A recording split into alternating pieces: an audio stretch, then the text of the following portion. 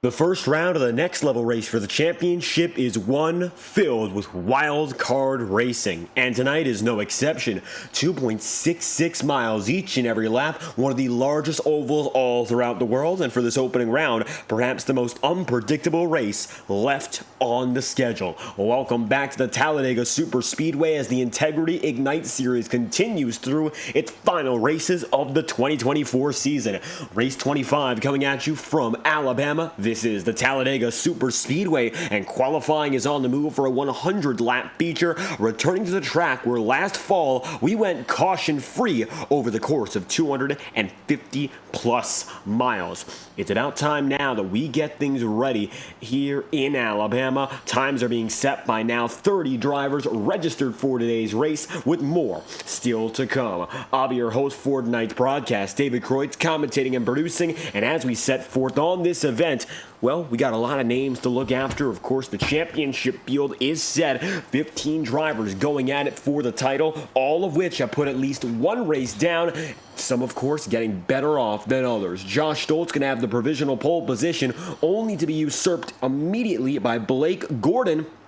And then from there, you're going to see Adam Wood, Thomas Bressie, Josh Stoltz is now going to be down in fifth, and company then on back, all of which now getting their final laps in, 2 laps allotted per driver, and currently Blake Gordon at that number 19 finds himself on the pole. 30 drivers registered for this race, going to bring us back to one of the higher field counts that we've seen all season long after last week in Darlington, only having give or take 25 register for this race. It's an opportunity for any driver to come out and win. However, in Talladega's history in this league, and now a total of 3 races, we've only seen 2 winners.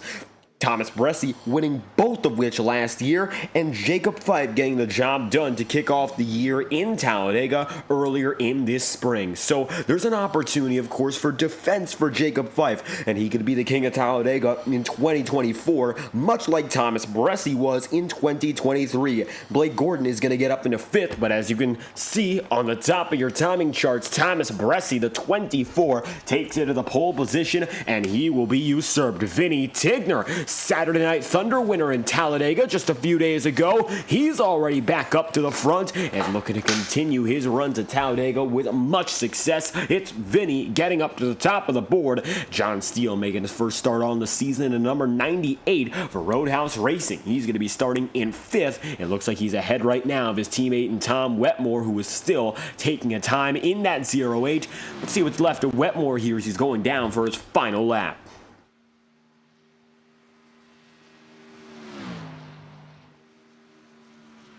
Rounding turns 3 and 4, 15 drivers have taken the time so far. That number is ever expanding.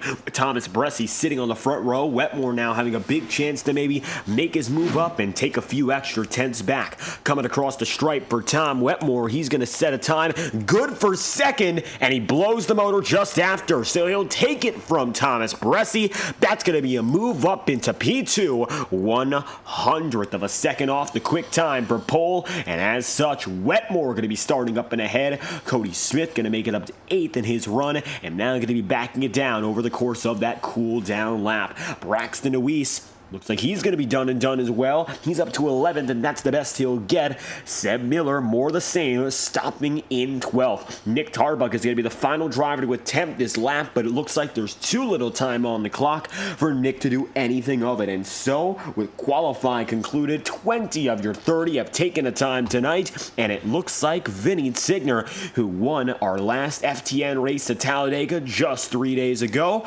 well, he's back once again, looking to defend the throne from the high banks in Alabama. Pole position going to be won with a quick time of 54.639. Field spread by 1.1 seconds over the course of 20 drivers, all of which very close in time. Top 10 even closer. So, with that being said, let's take a look at that starting grid as a whole. 4 minutes and 30 seconds left in final practice here as drivers get themselves settled in and maybe decide to take a few extra laps. We'll see where that practice goes, though, as we're only just getting started with our last moments before this race begins. And the number 12 of Vinny Tigner, as we mentioned, collects the pole position, and he finds himself up to the front row. First career pole in the Integrity Ignite Series, as Tigner will lead Tom Wetmore right there in second, 54.649 for Wetmore, full-time competitor in the Octane Series. And now that the FTF Grand National Tour has ended, it'll be Wetmore starting in second and Thomas Bresci position number 3. Fourth place, it's going to be Adam Wood. Rob Ackley is going to be P5, and Ackley, the very first ever Super Speedway winner in this league, will start alongside his Domination Intimidation Racing teammate. 6th place, Michael Stroll. John Steele comes through in 7th with Cody Smith, then in there in 8th. Brian McFerrin, position number 9. 10th place is going to be Josh Stoltz, 54.687. Gap between your top 10, 48 thousandths of a second across 10 drivers. The final 10 to take a time go as follows. Braxton DeWeese is going to be 11th, and Sebastian Miller will be in 12th, with 13th place, them being Brandon Bernhardt and Justin Morton, P14. Chad Mikus missed last week's race in Darlington and came in as the 3rd seed, but now he's got a load of work to do tonight, as a 25 will start in 15th, and Kyle Cooper will be P16. Blake Gordon, Andrew Schau, Daniel Foss, and Nick Tarbuck, the final 4 drivers to take a time. And the gap between 17th and 20th is a full second in itself. The rest of the field within about a 10th of a second to your pole sitter. Those final 4 where it falls off dramatically. Then you got Matthew Thunhorst in 21st and Don Stevenson 22nd. Jacob Fife P23 with G.J. Stagner 24th. Chuck Sweeting 25th. Brad Patton 26th. 27th Gael Brooks and Alan Rowell 28th with Boomer Logan 29th and Calvin Volarski the 30th and final driver on the starting grid here from Talladega. It's a full lineup here from the Alabama Gang 266, and Vinny Tigner finds himself the pole position for tonight's events.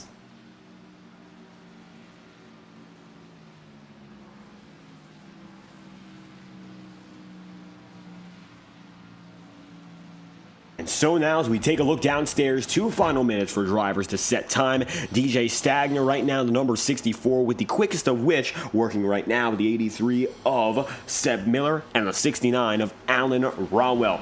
As it stands, company's going to be very close on the track, and we're expecting it to be more the same of what we've seen in our previous Talladega events in this league. Now, most often when we come down to Talladega, we are expecting long green flag runs. Strategy has been the big dictating factor across all events at this track over this league's existence.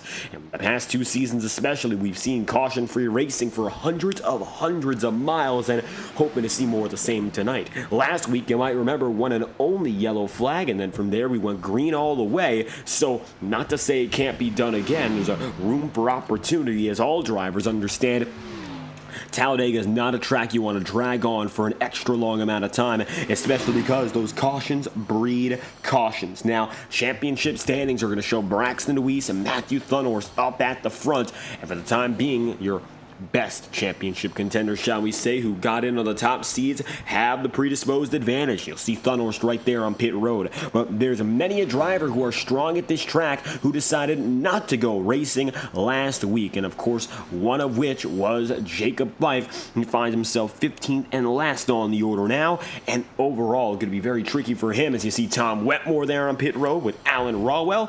Few part-timers coming into the mix tonight. Tom Wetmore notably going to be working with Roadhouse Racing and the 98, who's going to be on pit road as well. DJ Stagner still down and in, and there's a small pack coming through. Cody Smith making it down to pit road. Gael Brooks working with Daniel Foss right now as we speak. And so, 2-car tandem is going to be somewhat common, as only 11 drivers decided to take a lap.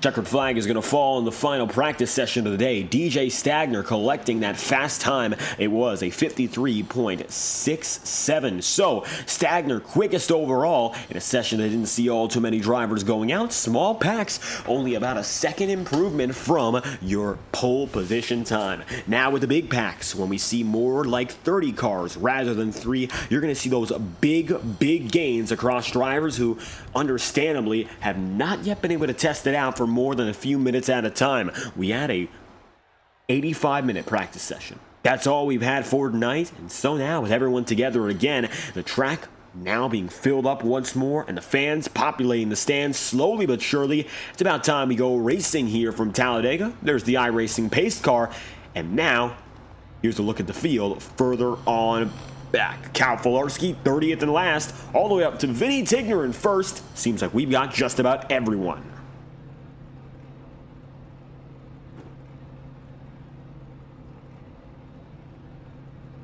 You'll see Adam Wood starting up inside the top 4. It's not often we see Adam getting such a high qualifying position, who's been more or less a part-time driver throughout the campaign. Adam's going to be one of those playoff spoilers we have to look out for, especially early on. And of course, championship order is most likely going to dictate the strategy for this race. So maybe Adam doesn't stay up with us all too long, but he certainly has himself a good starting position right now. Wood is 22nd of the championship standings with 17 starts in the 24 race campaign. Overall, his numbers, well, not the most impressive of all drivers. He has gotten himself so far 4 top 10s and a pole position. So for Wood, qualifying has been the forte, and you see strength in numbers with almost a 25% top 10 rate. Maybe a chance again for Adam to work his magic, get that 5th top 10 and a first top 5. Could be a very strong one at that if he were to take the race victory. Vinny Tigner won at Talladega just a few nights ago in an 81-lap race. It was a green-white checker that decided the victory, in which Vinny Tigner avoided calamity and came through under yellow on the last lap to get the race win. The number 12 is back, of course, and while tonight he doesn't have Carter Casey by his side or anyone in familiar contact with the SNT series, he is going to find himself one thing that's similar, that racing speed, the raw speed at that. He started in the top 5 on that night with 25 drivers, and now with a field of 30 particularly strong drivers in these Xfinity cars, Vinny is up ahead once again. Looks like taking those lessons from our most recent event on FTN and now converting them to get another strong qualifying position. He's up there, but the team game will be played tonight. Do not expect that to be out of the equation here, but also don't expect the climate for tonight's race to be out of the picture as well. Tonight in Talladega SuperSpeedway, conditions are not going to be static like what we saw if you were with us watching SNT. Tonight we will have a little bit of change as the race goes on. Mostly cloudy skies currently with partly cloudy temperature of 74 degrees. Track temp coming in as it stands at 99 degrees Fahrenheit exactly, and winds northbound at 10 miles an hour. Windy, warm, and humid. Relative humidity now at 91%, which means for these drivers, it's going to be very tricky to hang on a tire, and Talladega not as well protected, shall we say, as Daytona. Those grooves are worn in, and you can see the asphalt markers all over the track. It's going to mean something tonight. If it hasn't already in practice and qualifying, you are going to feel it now with the roar of 30 engines coming back to the start-finish line. Vinny Tigner from the bottom seeds in the regular season looking to make a big impact tonight as we go racing once again from the heart of Alabama Motorsport. Green flags out in Talladega. Vinny Tigner and Tom Wetmore bring us back to playoff racing.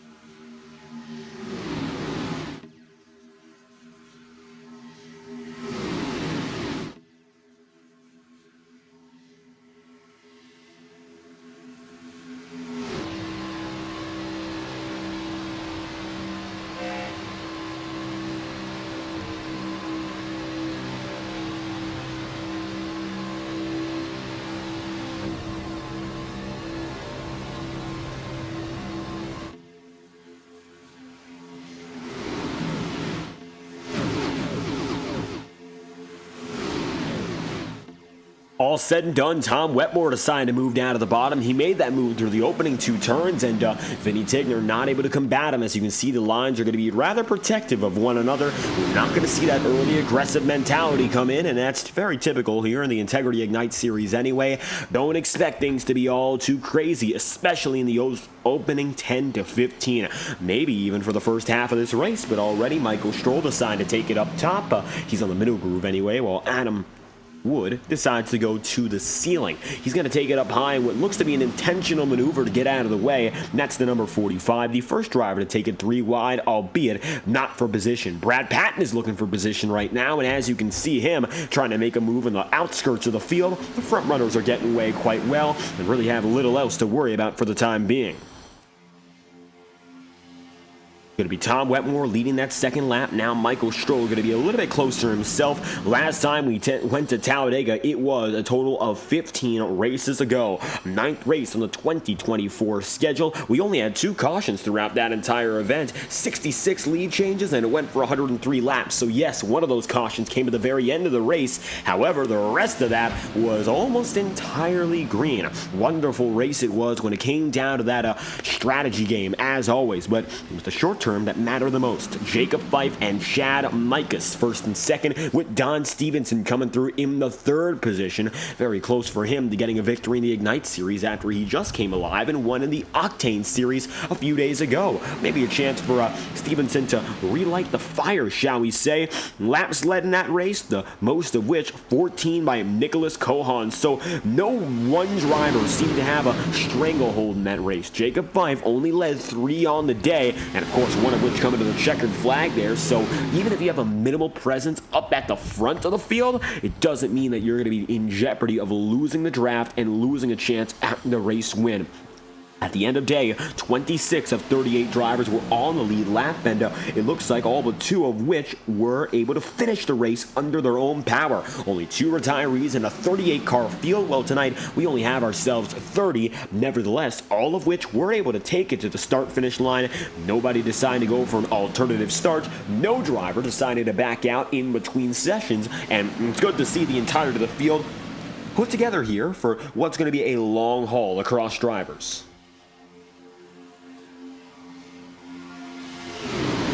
Tom Wetmore, Michael Stroll, Vinny Tigner, 1, 2, 3 combo at the head of the field. And then you got, of course, Cody Smith a little bit further back. Let's take a ride on board now with that number 18, see what's going on as he just got up inside the top 5 mix.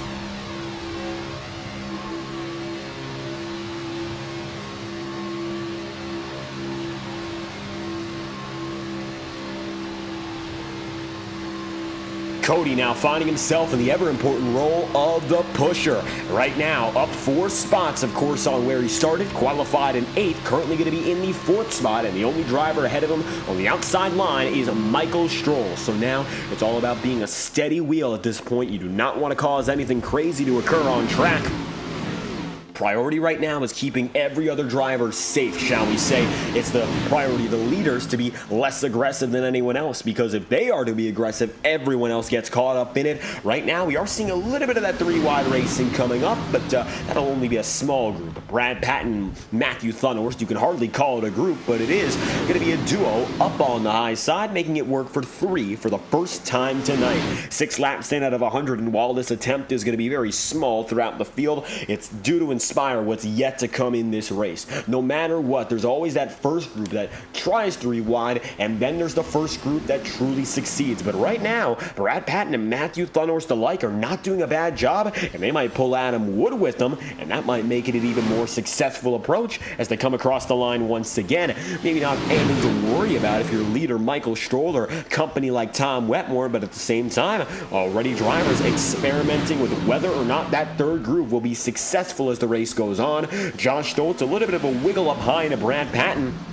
Nothing comes of it, and Michael Stroll instead decides to take it 3, and it looks like it's serious momentum already on the outside groove as Michael Stroll is going to get that push, and he's going to decide to head right back down to the middle. That's not going to work out. He is stuck 4 wide for the race lead, and he's going to have to either back down or back out, and luckily for him, it looks like it is going to be the number 3 slotting right back in line, but no real gains from that attempt. It looks like instead Michael's going to fall down the order, and the number 3 has to do it all over again. Re-rack, restack, and reset. His approach is going to be changed a little bit from that instance, and now it's going to be Vinny Tigner who leads the way on the inside groove with the 8 of Tom Wetmore back up top. As it was when this race started just 8 laps ago, Vinny Tigner's back in control, and with him he's going to have Thomas Bresci and Rob Ackley.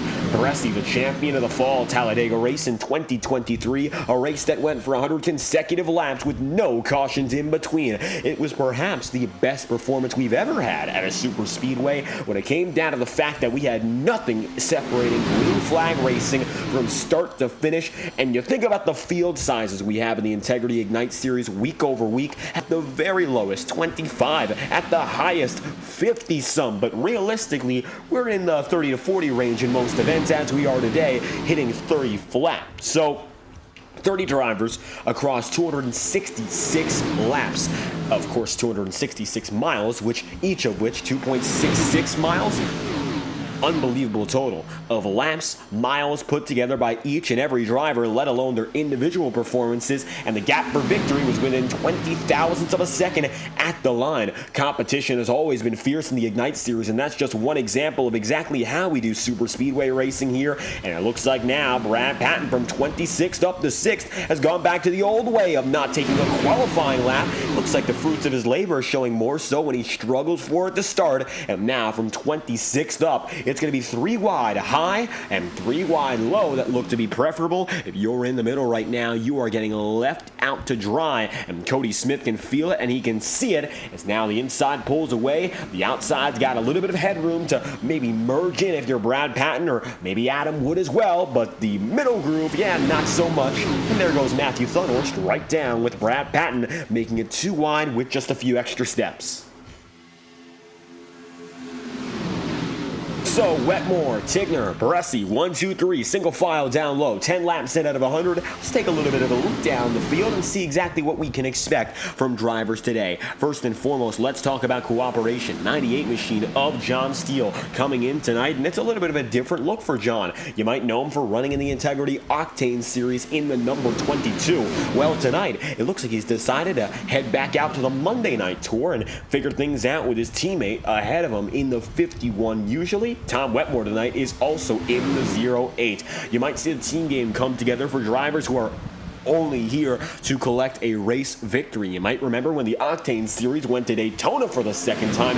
That's when it all came down to Guillermo Alvarez and his team rounding across each other and rounding up at the very end to make it a 4-car push at the line between Alvarez and team. He only had himself up in front. His other course teammates, none of which were in championship contention. Jorge Canales, you had Victor Avila Felix, and from then on out, the pack just could not catch them. By the point there was a car length separation, they kept going on that last lap, and that led the number 83 to victory lane to lock in a chance at the championship. That was only Alvarez's second podium of the season. And it turned out to be the catalyst for what was a good opening round, just not enough to make it in for the championship. So even if you sort of get that kickstart artificially, shall we say, maybe not artificially, but at the same time, it's more so, what can you do with these drivers when you have everyone working with you by force? That's where things are different. And if you can get a victory with that sort of success, sometimes it turns around your championship, whether or not it's evident. Now, you might remember Thomas Bressie, he won here in Talladega. Didn't really turn all too much around for him. Let's talk about that race and the eventual champion of the season. That, of course, was Alec Daffin. And if we take a look back to 2023, well, you might recall Alec Daffin came through like a rocket at the very end of the campaign, and Talladega, not a race that proved to be all too relevant for him. 88 laps of competition that day, and it was Thomas Bressie who eventually got the race win. Talking about that event, 7th of the 15 race campaign we had, and Alec Daffin found himself in the middle of the field for the majority of that event, all the while Thomas Bressie was dominant. And right now, Thomas already building up that track position. Maybe a chance here that he can begin to pull things together to lead some of the first laps for that campaign.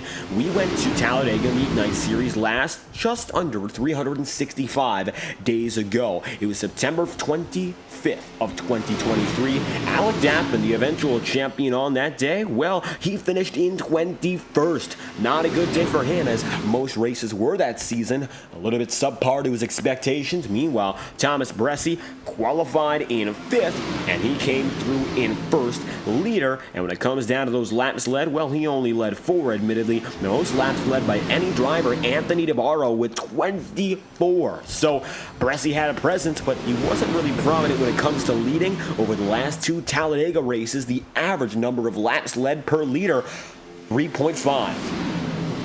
So maybe that's an indication that you do not want to be the driver leading very early. And Thomas Bressi, of course, having done it twice, I'm sure he knows both ways around this circuit. And let's talk about that very first race, which was Talladega for the first time in March of 2023, a race which Thomas Bressi was able to win as well. Now, that event with a little bit of a different tune. It was not the caution-free spectacle that we have come to know at Talladega. It's almost an expectation. It had the most cautions of any Integrity Ignite race at Talladega with a whopping 3 yellow flags. That's right, 91% of that race was left to be under green.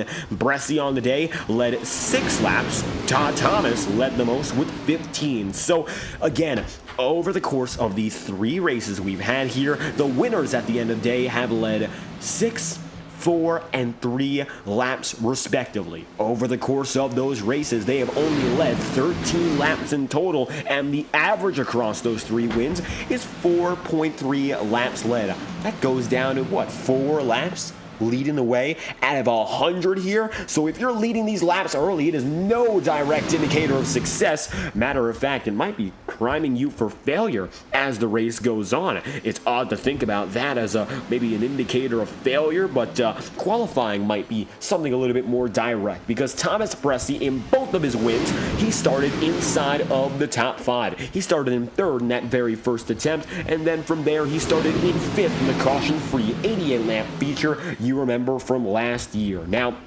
if we take a look back to what Jacob Fife was able to do, of course, winning this season, which is a little bit more relevant at what we're looking at specifically today, his race also came down to qualifying, but let's talk about how exactly it impacted him. Fife started in 26th, so he did somewhat of the opposite. Let's take a look right now at Jacob Fife, because he started today in 23rd, so he's starting 3 spots higher than when he did last at Talladega, and yet right now, of course, he's only up to 20th. It looks like he hasn't really made all too many gains, hasn't been all too successful in getting back up there, making the positive jumps up through the order, and you would think maybe that's a bad thing, but honestly, if you look from Fife on down, there's a very good group of drivers here, a bright group of drivers, and some that have super speedway prowess. DJ Stagner's running 30th and last. Sebastian Miller is running in 29th.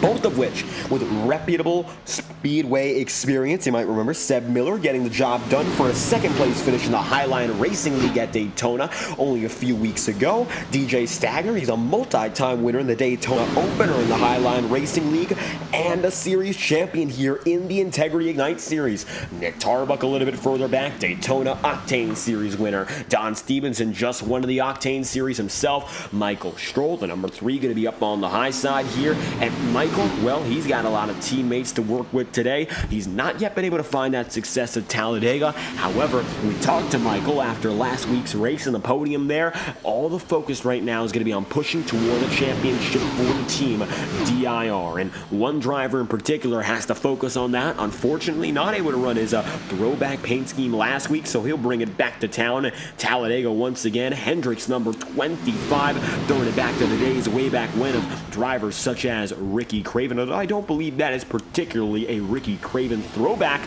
The 25 going to be running in 18th as it stands from 15th on the grid.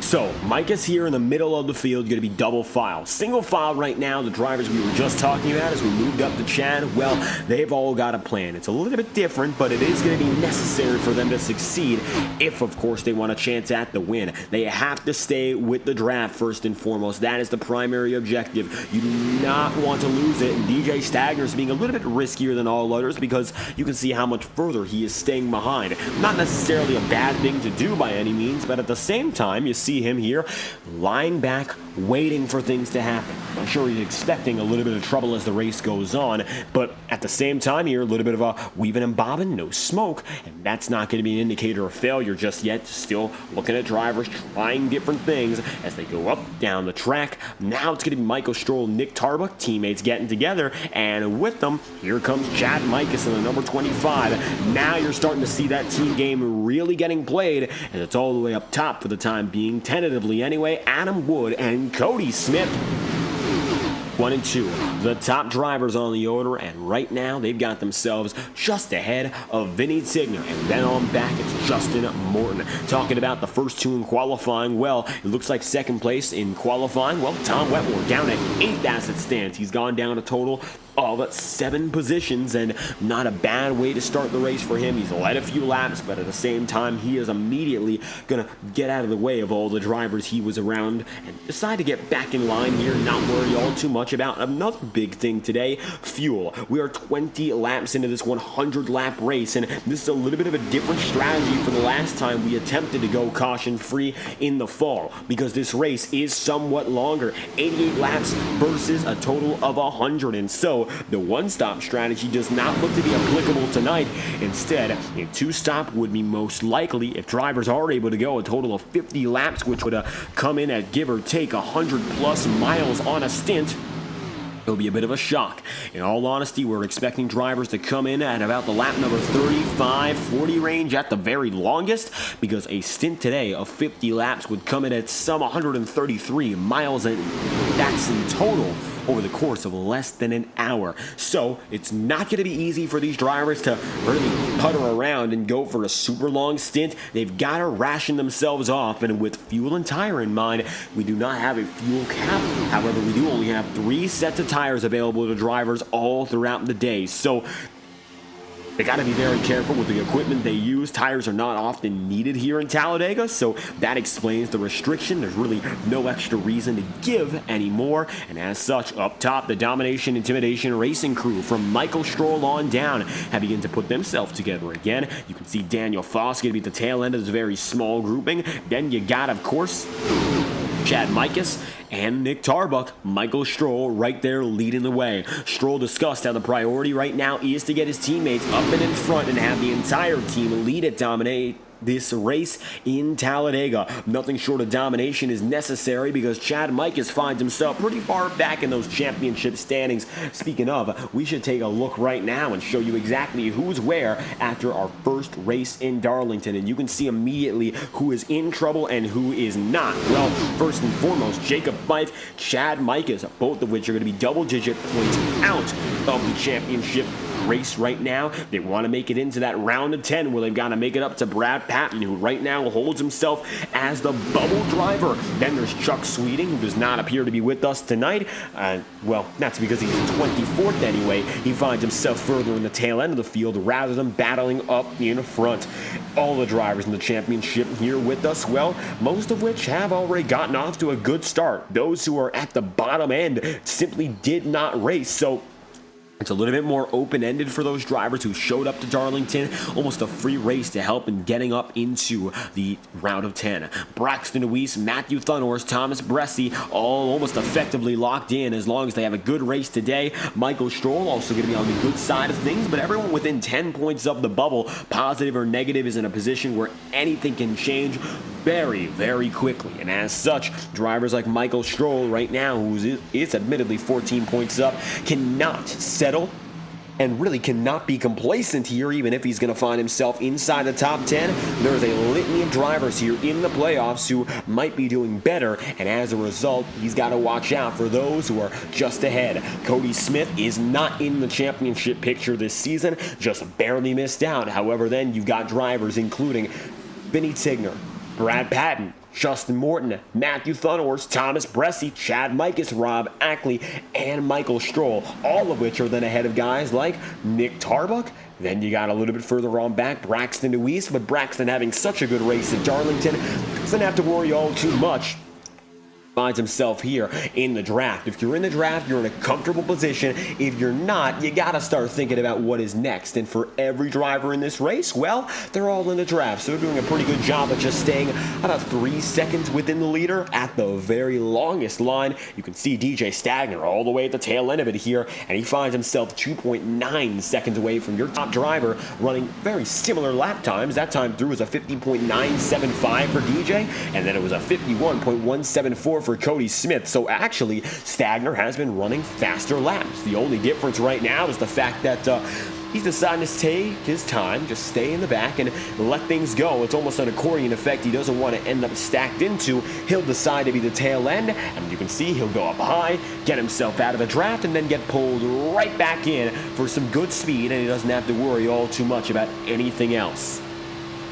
And this is where Talladega might actually become a little bit more boring for drivers than anything else. It sometimes does become as if you are puttering around the circuit and really not doing much racing, shall we say. However, it's all voluntary, and sometimes it's not exciting to watch. Sometimes I don't think the drivers really enjoy it. But when you think about going 100 laps, not every lap is going to matter at Talladega. If it's Bristol, it's a 50-mile sprint. Yes, every mile matters. Every lap matters. That is a full-on assault, and a quick one at that. Those laps, well, they're about 4 times shorter, and they're on a track that is about 5 times shorter in mileage as well. So you got different dimensions to work on. 100 laps at Bristol isn't equal to 100 laps at, maybe let's take a different example, Watkins Glen International, where it really is about keeping yourself intact fully. That's an attrition race if, of course, we've ever seen one. The road courses have even caught out the best of drivers here in the Integrity Ignite series. You might have the raw pace, and you might have the ability to go those early laps and get away, but if you spin once or twice and the tires are fried, you end up out of cycle with the drivers around you, and that can really cause you to your detriment, fall out of favor and lose a race. 100 laps at Talladega is like neither. Yes, you end up working your equipment over at speeds of north of 185 miles an hour. Yes, of course, you have a lot of drivers you got to deal with, and it's almost like you're dueling with them each and every moment, but there's a little bit of a mix in between, and the fact that we aren't all too aggressive or specific with the way we use those pedals or the steering wheel, that's part of the challenge. It's an easy track to learn how to drive around. That's why every driver within the top 20 was within only a second of the pole position time, but it is very challenging to master superspeedway racing because of how volatile it is. Anything can change on a dime. It doesn't mean that if you're safe now, you'll be safe later. It doesn't mean if you'll be in trouble now that you'll be in trouble later as well. Anything can happen, and that's something that is cliche in motorsport all the time to say, but really, one moment you can have racing that seems to be as smooth as it gets at Talladega. You can have drivers going single file from 1st to 30th on down, as we do see a majority of the field, well, single file as we stand. However, just like that, you'll see a driver like Michael Stroll go up high and try to make it 3. He'll have his teammates going with him, and more drivers will be enticed to go for that aggressive route of racing rather than really being small, simple, and repetitive with their motions. There's going to be something, that X factor that attracts, that entices drivers to do something a little bit more. And speaking of a little bit more, let's take a look on board with some of our FTN drivers who have brought us so graciously their in-car perspectives for tonight's race, and a wonderful add-on live on FTN providing us some insight into exactly what is going on, and of course, tried and true, the 24 of Thomas Bressi going inside and out of the cockpit. Let's see what's going on right now with Thomas as you take a look inside. It's pretty simple, admittedly, and this is something we're going to stress throughout these laps. Drivers seldom like to really test the limits at Talladega, especially in this league. They know there's a lot on the line, especially now with the championship, and that's why you see Bressi so comfortable right now to just ride his line and really not give anyone any hassle. 30 laps in so far. We're within 10 laps now of what is first anticipated pit cycle, and it's going to come down to Bressi and, of course, all those around him. Notably, manufacturers are not going to be all too much of an important thing when it comes to this championship. We've got drivers, we got fans, of course, watching aboard who might see the Camaros are working with the Mustangs. The Toyota Supras right with them as well, and all around really little trouble working with other drivers. We don't see that really rigid nature which has sometimes plagued stock car racing. Let's talk about a specific example. Just a few days ago, or a few weeks rather, at Talladega we went racing again, SuperSpeedway Racing that is, or rather let's talk about Harrison Burton Daytona victory and how manufacturers played such a big role into that. It also discusses iRacing and former NASCAR Coke driver Parker Retzlaff. He was in the number 62 for Beard Motorsports and was instructed not to push the 21 to the win because of manufacturer alliance with the number 8 of Kyle Busch. Now, Busch missing the playoffs as a result is still not yet won this season and might snap what's been a 20-season winning streak for at least one race in his campaign, and it might have come down to that. But at the same time, there's little you can do when acknowledging the fact that manufacturers don't mean all too much in the virtual world. We're not being paid to go for one sort of car, one sort of driver, and for Cody Smith right now, he's chosen his Chevy Camaro and he's been rather comfortable with it. Conditions are changing. Take a look off the back end of the number 12 here.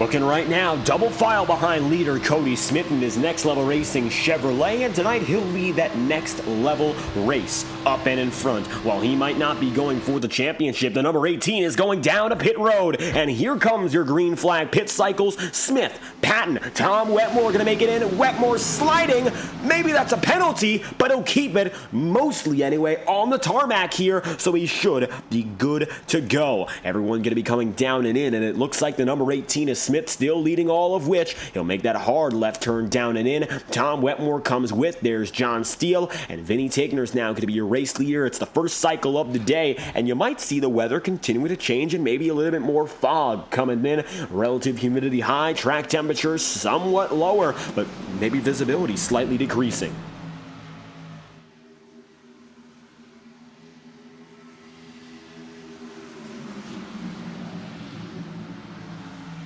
Vinny Tigner, Matthew Thunhorst, and Thomas Bresci, 1, 2, 3, coming across the stripe here. Adam Wood is going to go down and in. The 45 will lead a few drivers, and with them goes the 71 of Gael Brooks, the 7 of Brian McFerrin, and if you look further back, one more driver, Cal Filarski, sliding. However, with little incident, the 91 will make it back down and in, and will not cause any trouble to the remainder of the field. Tigner's still going to hold fort, and now you've got, give or take, 18 drivers, and they are now all lined up single file. 4 seconds. That's the gap between first and 18th, all of which are with the leaders. And Vinny Tigner now going to be shoved by Matthew Thunhorst up in front.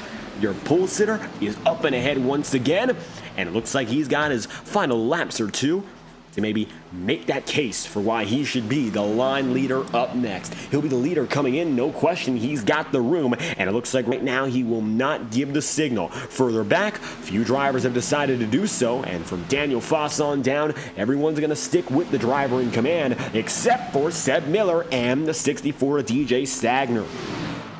Swamp Motorsports coming through now, the 64 DJ Stagner up top. Take a look on the high side.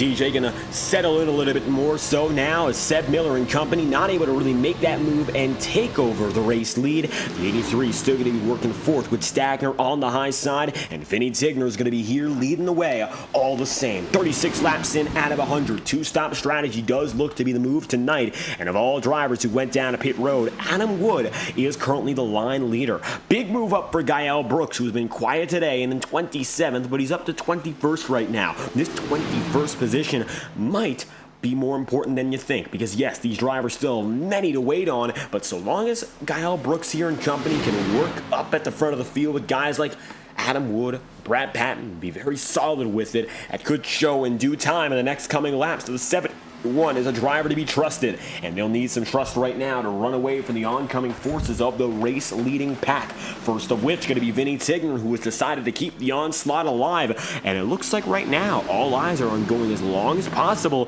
Vinny Tigner has decided again to stay out, and now we're wondering maybe these drivers going for the one stopper or going to push for these first two stints to be longer. Tigner, Thunhorst, Bressie, 1, 2, 3. If they go 40 this run around and they go 40 the next, they would have only 20 laps remaining, and with this Talladega pack style of racing, there might not be all too much of an example, of course, for success. Now we talk about examples of success coming in late in the race, most of which overall they've come from green-white checkered action, but that's the wonderful thing about the Integrity Ignite series. We've done things many a time very, very different. First and foremost, of course, as these drivers come around the stripe once again, this opportunity for undercuts and overcuts to really simmer in, settle down, and really not cause too much direct interference means that pace will be very similar all throughout every driver. From front to back, bottom to top, first to 30th, there's not going to be too much difference in average pace, and it's not going to be like drivers going back and forth lap after lap, where yes, if you make mistakes in a high stakes situation like that, it will cost you. Right now, I think the approach that Tigner and company are going for is maybe the best on the track, because they're not going to be worried all too much about going in at X lap to match or best the drivers around them. Instead, trying to do something a little bit different and play it for the long game. Play calm and don't worry about going down and in, because if you put more pressure on yourself, you are bound eventually to fail.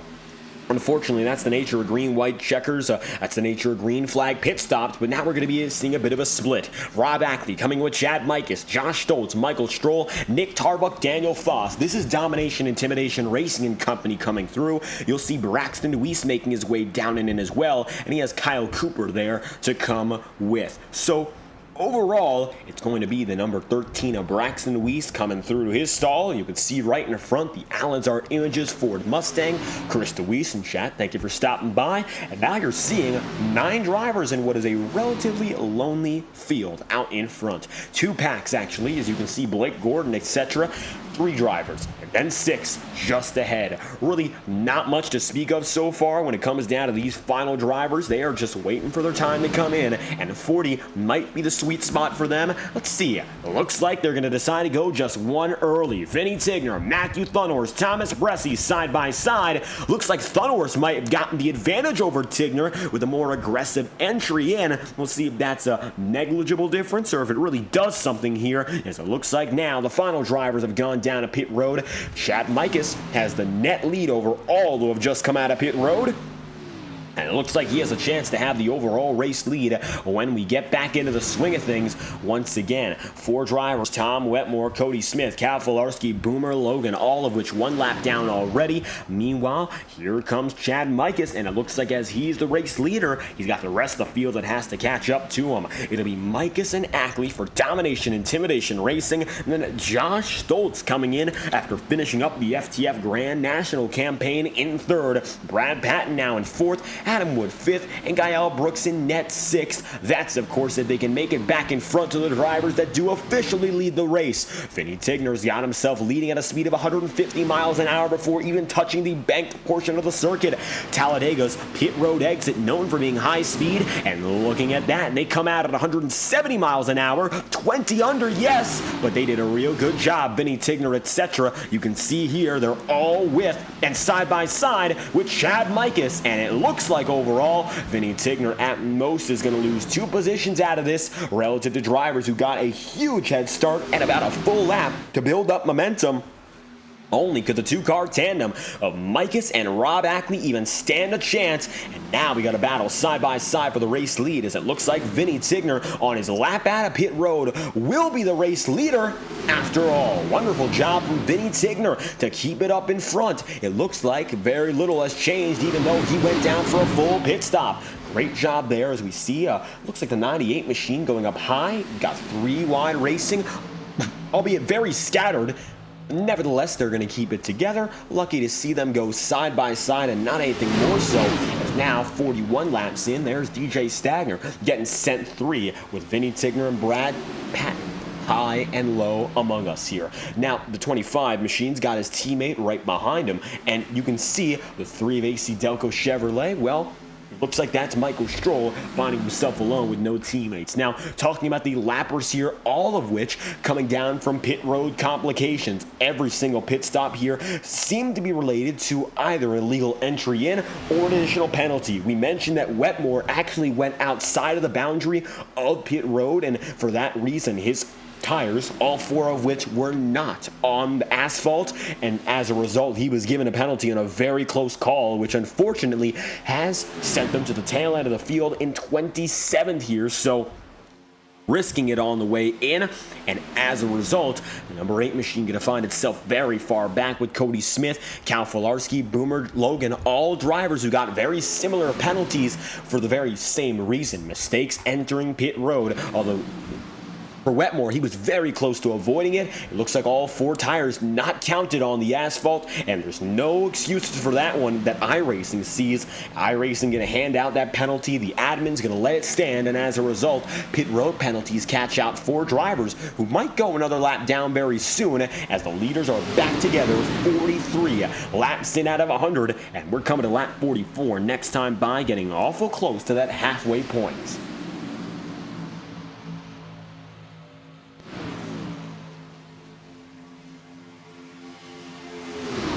64 DJ Stagner on the bottom. Up top, the Chad Mikas 25 team. Vinny Tigner, Rob Ackley now going to be in the second row. Ackley tonight from 5th to 3rd so far, gaining a total of 2 positions. And now with his teammate right ahead of him here, you might begin to see that domination, intimidation racing plan for victory come into play. Executing tonight is going to be massive for that team that knows a victory is crucial for a guy like Chad Mikas, who finds himself all the way at the tail of the championship battle. Of course, missing one race would do that to you here in the Ignite Series. However, for Mikas, he had a great buffer, which means he's only some 11 points out of the 10th place spot, which of course Brad Patton occupies coming into the day here. So Patton right now finding himself in the draft, as does everyone else, but he is going to be a little bit further behind in 10th. A victory tonight for Mikas would be a major turnaround point for the season, and one that looks to be almost necessary now to end the final leg of this first round with Talladega today. And then up next, before we move on to the round of 10, well, we've got ourselves a race at Martinsville for 175 featured laps, and Martinsville always comes through as one of the more exciting races on the schedule, because yeah, you can't seem to avoid trouble at a track like Martinsville. It is so small that it might seem like a little bit of an easier circuit.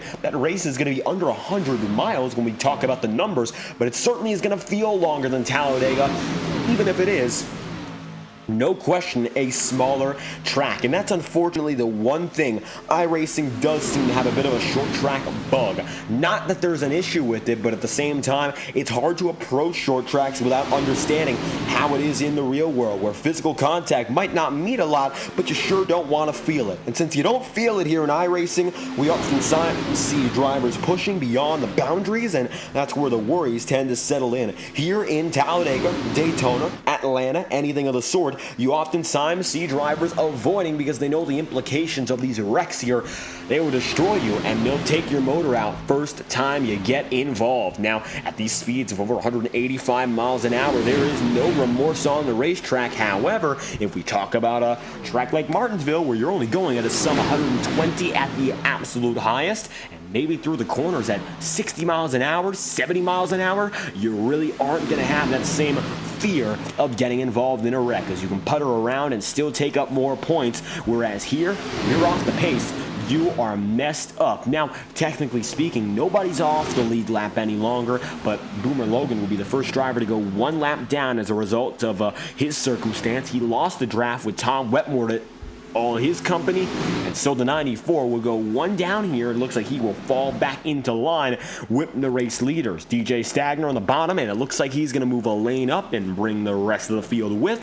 3 wide for third, and then on back, but the leaders stay side by side at the line. At advantage by 4 thousandths of a second goes to Chad Mikas in the 25 there. And a wonderful way to start this race. 47 green flag laps all consecutively ran. And that's the best thing about the Integrity Ignite series that we have continuously seen at tracks like Talladega. They might be difficult, but they never seem to disappoint when it comes to the natural racing phenomenon that is long runs. Pit stop strategy coming from them, working the tire, working the fuel, and understanding your scenario. It really comes from getting this long-term experience rather than breaking the race up into short snippets. This series continues to pride itself on providing some of the best racing on the platform, point blank. And when you've got the entire field still going after nearly half the race with no cautions in between, has a wonderful precedent to set, as we've said it many a time again. Only 3 cautions at the very most at a Talladega race. Wonderful work from this field, because over the course of some 1,000 miles, we've had ourselves a total of 6 yellow flags at this circuit. Take a ride on board right now with Chad Mikas leading the way and see exactly what he sees.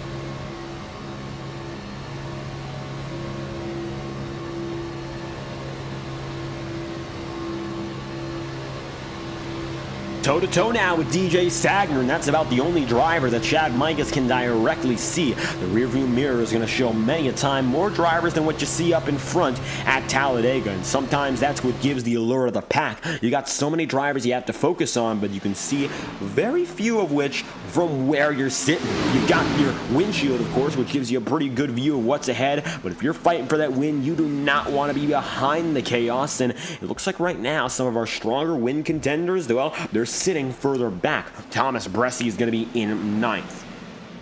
And then you got Braxton Deweese in 12th. Michael Stroll is going to be 13th. Blake Gordon, P14, so on and so forth. You go down to guys like Adam Wood, who was previously a race leader. He is in 20th. Doing a fantastic job, of course, for him today, but right now he's going to lie back a little bit more than what we've expected of him in these early laps. We'll see what's up next for Adam, though. I'm sure that he's got a little bit more up his sleeve with respect to what he planned for the rest of the day.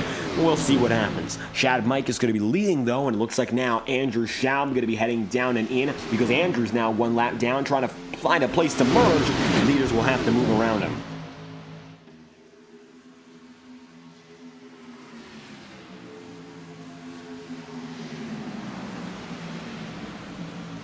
So Andrew Schaub, next driver, being good, one lap down. Cal Filarski would be immediately after, and looks like Cody Smith would be with. And Tom Wetmore there too. 3-car pack versus 25 or so coming at him at the halfway point. 51 laps in out of 100. Now starting to see 3 wide across multiple lanes, across multiple drivers here. And with that being said, top 10 goes as follows. You got Chad Mikas, Don Stevenson, 1, 2, 3. Then you have Braxton Deweese, DJ Stagner, and Jacob Fife. 7th, 8th, 9th, you'll then see Michael Stroll, Vinny Tigner, and then Brad Patton.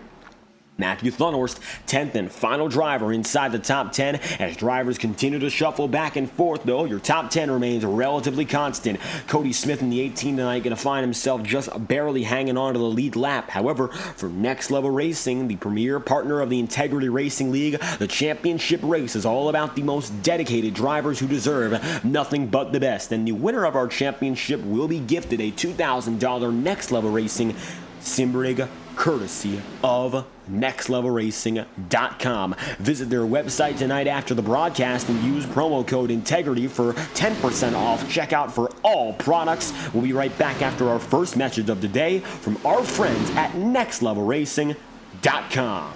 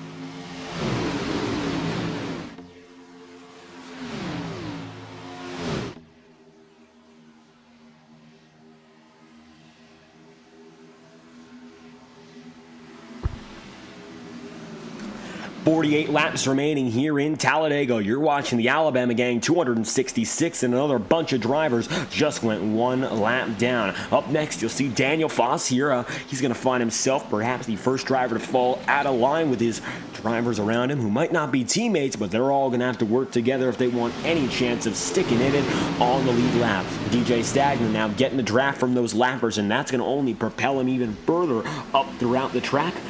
54 laps in out of 100 here. So, based on our estimates, drivers have up to 25 more laps on this stint at the very longest. We'll see pit road open up once again at around lap number 62, 63, and then you'll see pit road occupied until some lap 70, 71, or 72, whichever, of course, comes first. Still up for debate as drivers are still deciding what's next for their final leg of strategy.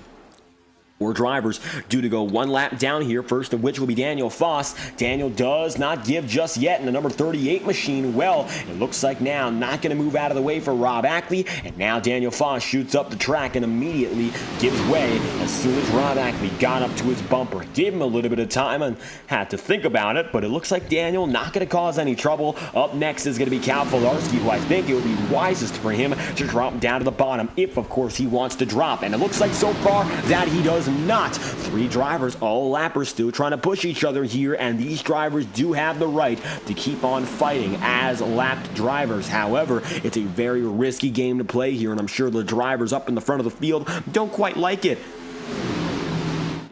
Well, if they don't quite like it, they're going to have to make a move around and really set the tone for that discussion as well. Now the outside going to be led by the leaders, the inside led by the lappers, and that's the big difference here. Tom Wetmore going to find himself at the head of the pack again, but this time he's not going to find himself as the top driver, but he is going to find himself as the lucky dog. And now you'll see Matthew Thunhorse going to take over that inside group for himself, and it looks like now Wetmore's going to be sandwiched in. He's got Matthew Thunhorse just ahead.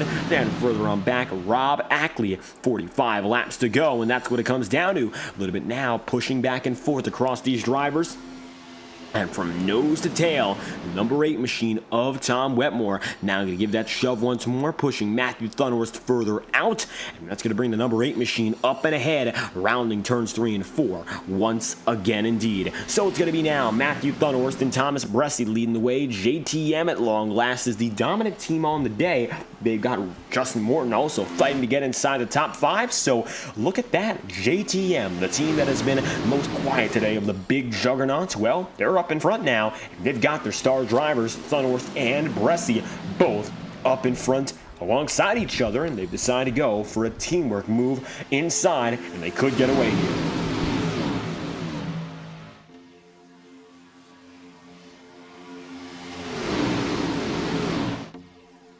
So DJ Stagner now going to have Chad Mikas, Domination Intimidation Racing, Swamp Motorsports up on the high side. And you got Vinny Tigner, who's the independent driver today. Doesn't have anyone to work with, but he's done a great job regardless of that fact. Roadhouse Racing, one of the lappers on the bottom. Then you got DIR again, the 22 of Rob Ackley, and the 3 of Michael Stroll in a sea of drivers who have teammates and alliances, and all of the above, Vinny Tigner stands as one who has decided instead to, of course, put himself out there without any other reliance. He's got himself all alone out there, and he's done a great job with that in mind. First place, grabbed the pole position. He has led laps so far today, and at the same time, for Vinny Tigner's sake anyway, he has been there when it comes down to strategy. He's been ahead of the game, played a very good call as the line leader to go down in it after 39 laps, and got back out up there with guys like Chad Mikas and Rob Ackley again, losing minimal time and eventually leading the very same lap that he came out. So Tigner's starting to show that he's got that established speed, and more than that, he's got the ability to command a line like a veteran, which proves crucial as these laps wind down. And if you want to do something different, you have to have confidence if you eventually are the leader. Vinny Tigner has that and then some. Speaking of which, let's take a lap on board right now with the number 12 and get a little bit of a brief insight of what's going on as he finds himself third on the outside.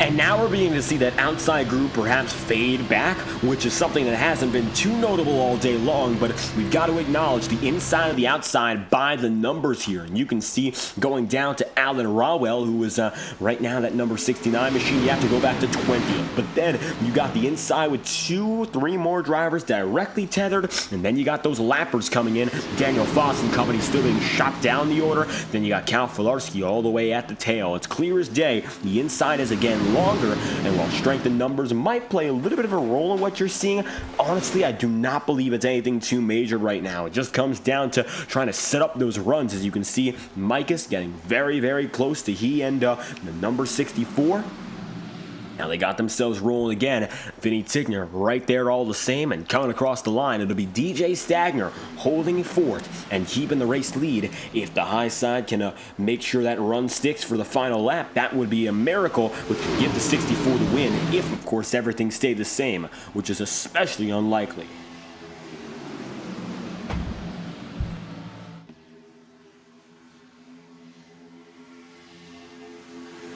And as soon as we talk about keeping things the same, DJ Stagner decides to go for that early move down to the inside. And you can see priority is going to be on finding the best groove rather than finding the most, shall we say, momentum filled. When it comes down to the high side, being a little bit better at carrying speed, it doesn't mean all too much. If you want to lead the race, you want to lead it outright. You want to go where the drivers are. And so that's exactly what DJ Stagner has decided to do. He finds himself now leading with Chad Mikas. Once again, Swamp Motorsport's going to be up and ahead. Unfortunately for DJ tonight, no sign of Ryan Potter on track, so maybe one of the most loyal teammates in the Swamp Motorsports team not coming out tonight hasn't been all too much assistance for DJ. Of course, not having anyone with them. Seb Miller has been around, but hasn't been all too near for the last few laps. DJ finds himself up and ahead and alone, although he does have a teammate to work with further on back, and he finds himself 24th right now to first, a gain overall on the day of plus 23. A wonderful night for Stagner, as Chad Mikas is right now just behind, up 14.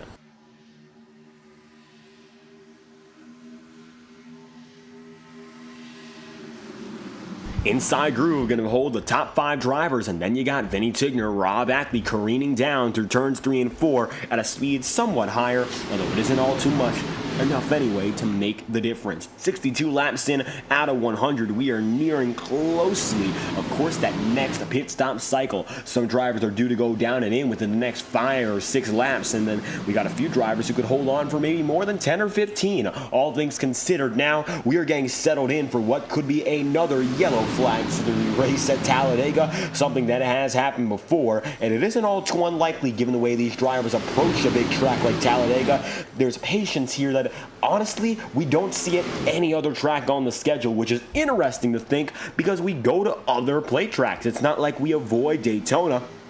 It's not like we avoid Atlanta, but something about Talladega always brings down this sort of shall we say, identity, sort of approach, philosophy of this track, which is different from all the rest. It's a big track and its races are long, and perhaps in large part that is why drivers decide to do things a little bit different. And first and foremost, you see the number 64 DJ Stagner here staying on the bottom. Maybe in different circumstances he would try to go there and combat the likes of Vinny Tigner and Shad Mikus. Right now, there's really no incentive to with 37 laps to go, and that's what it comes down to here. Just understanding your context, which is 37 to go. It's not 3 laps to go.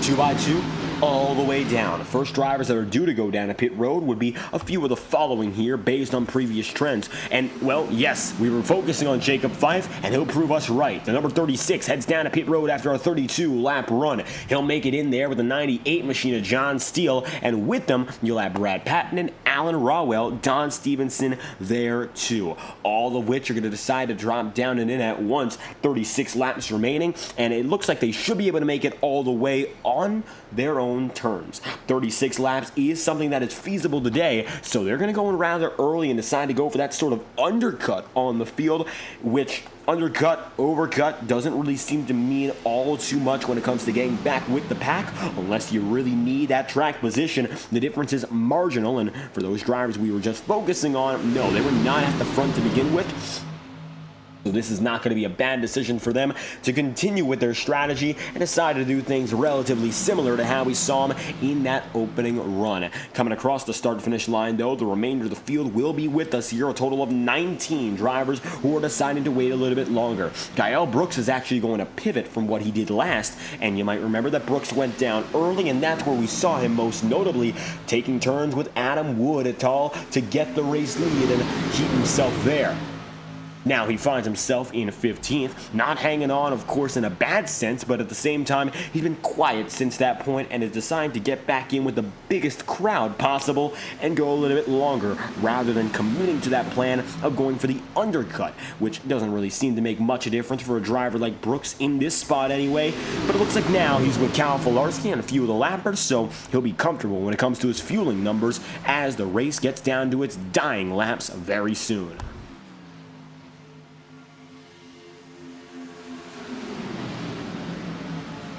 Very brief move there, 3 wide middle for DJ Stagner, and he will let now the rise to the outside come back into play. It'll be now domination, intimidation, racing 1, 2 on the inside and outside lines respectively. It looks like now your dominant drivers, well, they've come back together as a team. It's not going to be all about the independent drivers who have been sort of from the front of the field since the beginning. You could say Vinny Tigner for one. DJ Stagner hasn't had all too much help around him. Thomas Bresci and Matthew Thunder's, while not independent, have dealt with the likes of Adam Wood, but now you'll see again total team control, and it's DIR who is looking to achieve big time with that approach. The one driver of theirs that needs it the most, though, is still not the driver who is leading this, and that's going to be the number 25 of Shad Mikus. 67 laps in out of 100 here, and he is still right behind his teammates and hasn't been able to really find them at the center of action all night long, as Michael Stroll now decides to go down to the inside to lead Rob Ackley.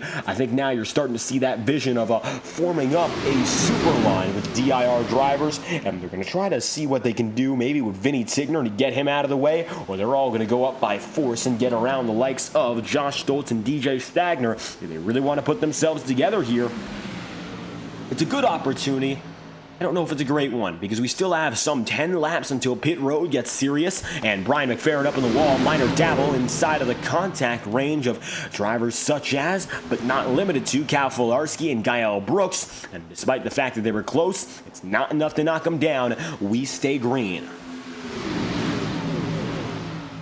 Josh Stoltz up high, down low, Nick Tarva. Coming across the line again, 3 wide. Cody Smith now finding himself there too. But mind you, Cody Smith and Andrew Schaub are both lappers, and they're both there based on the fact they've just hung on with the lead pack ever since the point they were put 1 one lap down. So these drivers are not going to leave much of an implication for the battle that you're witnessing right now. Instead, they're going to go up high and maybe try to get a few drivers to help them out, but it's really not going to mount much of an assault on the leaders who are up here looking for the race win. That's still going to be a completely different battle, and that's still going to be all about DJ Stagner, as he'll go high and once again get ahead of the Domination Intimidation Racing drivers.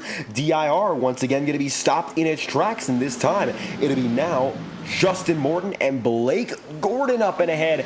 The highest positions they have run in all night long, and it's the best they've looked. The 19 in addition, it looks like Justin Morton too. Here we have it, the 64 DJ Stagner finding himself up in front, and the tail end will show you how close it is.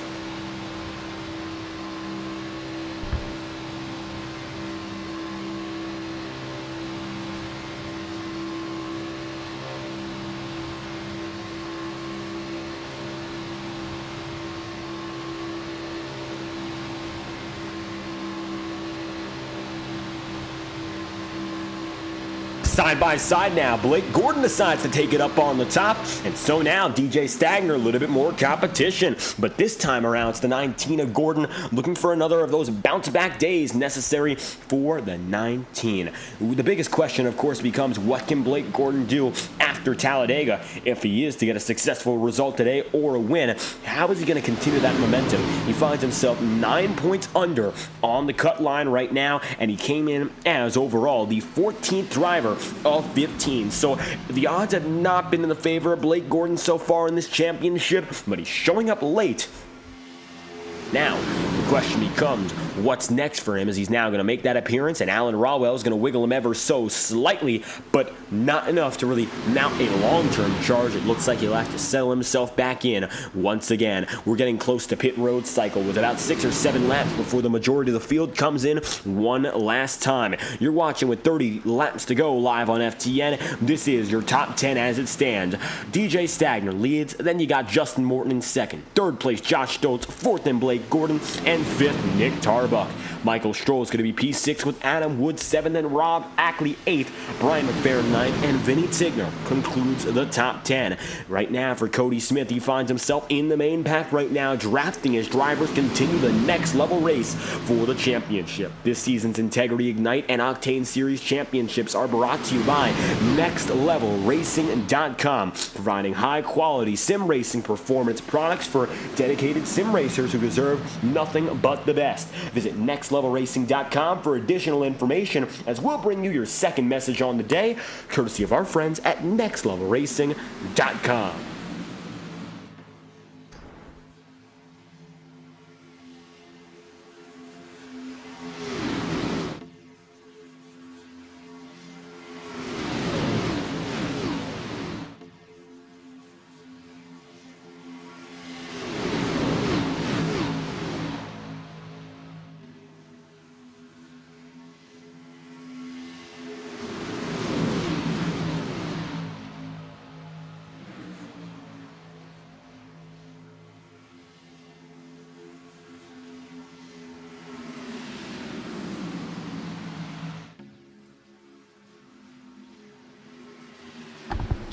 Stagner, Morton, Gordon. You could see him now settling in single file. The anticipation, of course, is for that last pit cycle on the day. Something coming very soon as drivers go single file across the start-finish line. It looks like not this time around. Maybe 5 more laps until we see pit road busy once again. You're watching the Alabama Gang 266, 73 laps so far, run under green consecutively. And with that being said, we've run almost every lap of this race under an hour to this point. It's been a wonderful time watching these drivers put it together, and now you can see everyone is fully set to go for pit road very soon. Some drivers may be trying to make those final maneuvers up high, but I think that's going to lead to little success here as everyone's eyeing the bottom of the track where that position is. That's going to be the position that gets you down to pit road first. So if you're up here on the top, unless you mount a major charge and you're really confident about your entry and exit, I don't think that's the place for you, especially if you want to be successful on pit road. Maybe some drivers are going to go for the undercut here. It looks like nobody decides to now, but if you're in this position, a lap or two of difference might not be the worst of things to focus on. Now, right now, leading all those that have already gone down a pit road is Jacob Fife. He finds himself up ahead of Brad Patton and Don Stevenson and then John Steele, so there is a small pack, albeit it is not going to be too significant right now, but it does exist. And we're going to have to mount a charge against the 20+ that are coming here and now. Pit road only takes about 40 seconds for drivers in and out overall, and then they get slowly but surely back up to race speed. So I don't know if I'm too confident about the approach Fife and company took, because they are going to find themselves 48 seconds back, and they would have to be perfect for a lap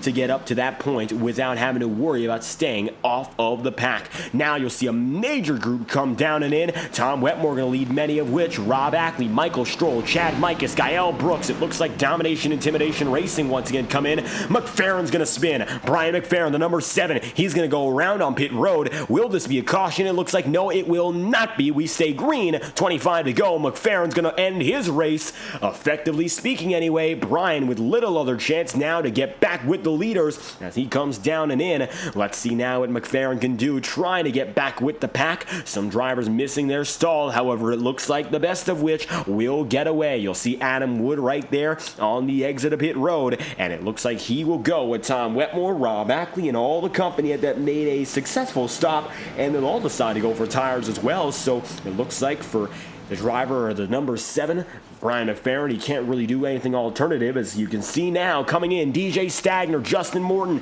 and all those who are making their final stops on this race. Here comes Stagner, and he'll bring in Vinny Tigner, Thomas Brest, Matthew Thunworth, and company still. 25 laps to go. This is the last cycle of pit stops on the night. 37 laps on this stint, 2 laps shorter than that of 39 last time around, and so now it looks like Jacob Fife is right there with the tail end of the second pack. Risky, but they'll get back there after all. Now we're going to see who's the overall race leader on the way out, because it could be Thomas Brest, and that it looks like it will not be. The number 9 Justin Morton beats him out, and then Blake Gordon. It looked like Bresty had a chance to maybe make it through, but with 24 laps to go, it looks like now the number 9 of Morton has the advantage. Now if you take a look off the back end, slowly but surely the blip will be at the back end of this view. It'll be in his rearview mirror. Very soon, the leaders are coming again. Gap to leader, 5 seconds. Chad Mikas leads the line, going at 190 miles an hour. You can see Morton's got a load of buffer just behind him.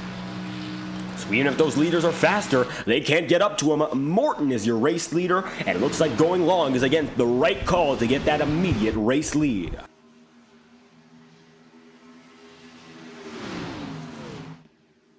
23 laps to go. That's what we're coming to next time by here in Talladega. The leading group is going to be very much separated now. There's a 2.5 second back look at 6th and then some. You got now Chad Mikas trying to make his way up in a 5th, going right around DJ Stagner, and he's got to get up next to Justin Morton, Blake Gordon, Thomas Bressi, Matthew Thunhorse, and all those who got to put it all together. It's going to be 1 lap until we do something else, though. Very close to the checkered flag. We're going to crank it up live on FTN using iRacing's best cameras, courtesy of Track Cams for Gourmets. Visit TrackCams22.com to upgrade your broadcasting game with TV-style cameras for cars and tracks across stock car racing, open wheel racing, dirt, road, and anything in between. Visit TrackCams22.com, Facebook.com/TrackCams for additional information, as we are due to crank it up now with 22 laps to go, courtesy of our friends at Track Cams for Gourmets. You're watching the Alabama Gang 266 in its final moments with 22 laps to go. Let's crank it up. Lap 79 has just begun.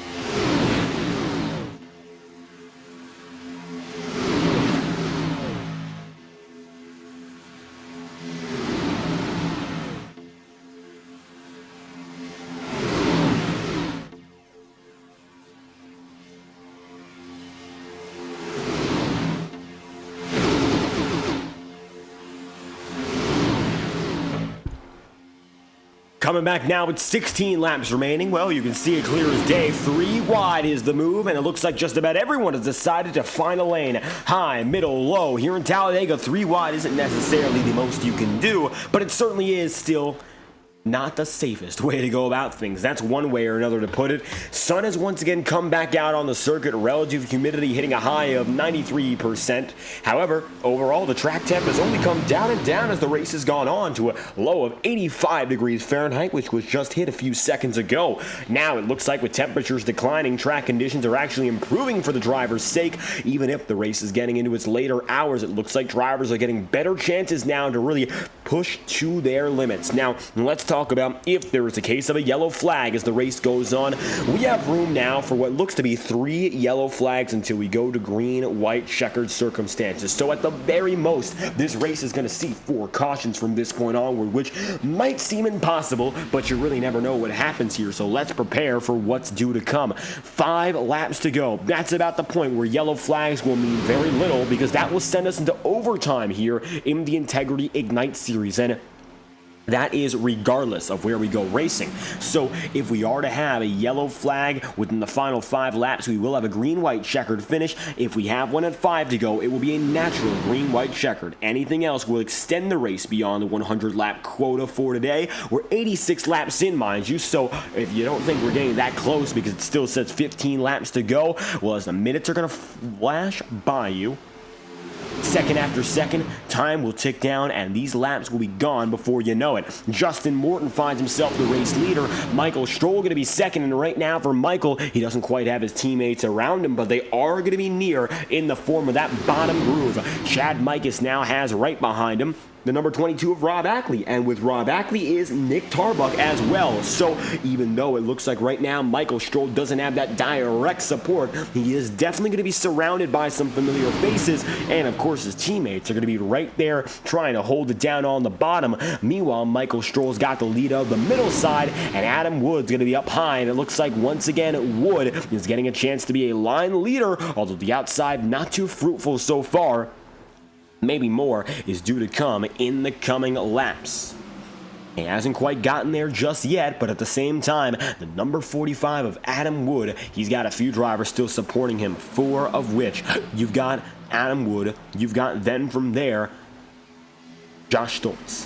Brandon Bernhardt in the number 81, who is still yet to find that first career victory, and Braxton DeWeese, who's coming in looking for 2 consecutive if he gets the job done today. Maybe there's a chance right now for Brandon Bernhardt to make it out with his first career victory. Something that has not yet occurred for this team. The old Smoky Chevy Camaro has been waiting for a long while to get this opportunity, and here it comes. A dozen laps remaining. Maybe Bernhardt, one of the drivers here who has no career victories, who will have a chance to go for one tonight. I think Blake Gordon is going to be a driver looking to steal this one from Justin Morton, and right under him will be the 19. Well, Blake Gordon needs this one if he really wants a chance about going long in this series. Consistency is what counts the most, but a victory means an awful lot. For the number 19 of Blake Gordon, someone who has not yet been able to find victory lane and has admittedly made it through based on the bottom rung of the championship format so far, benefiting early with a victory would be major.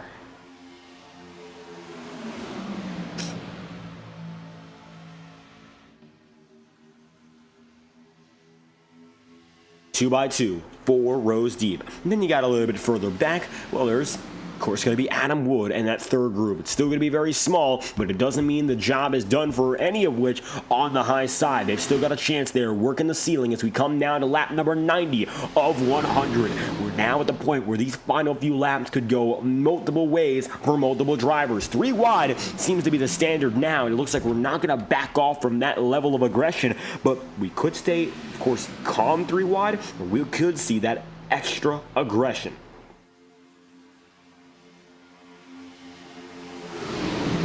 That aggression is going to be coming very soon for some drivers here, such as Chad Mikas. He just got up there with Michael Stroll, and all of a sudden now, those two drivers, the 25 and 3, put together as a dream team on the middle side. Rob Ackley not yet able to find his way in. He's going to be locked up with Thomas Bressi just on top of him. Domination Intimidation Racing now, two of their drivers who desperately need a strong result up and ahead. Keep in mind, for Rob Ackley in this championship picture, Ackley's going to find himself 5th, or now 6th, in the championship standings. He is only going to be 3 points away from Nick Tarbuck. Almost got himself up in the top 5 of the standings last week.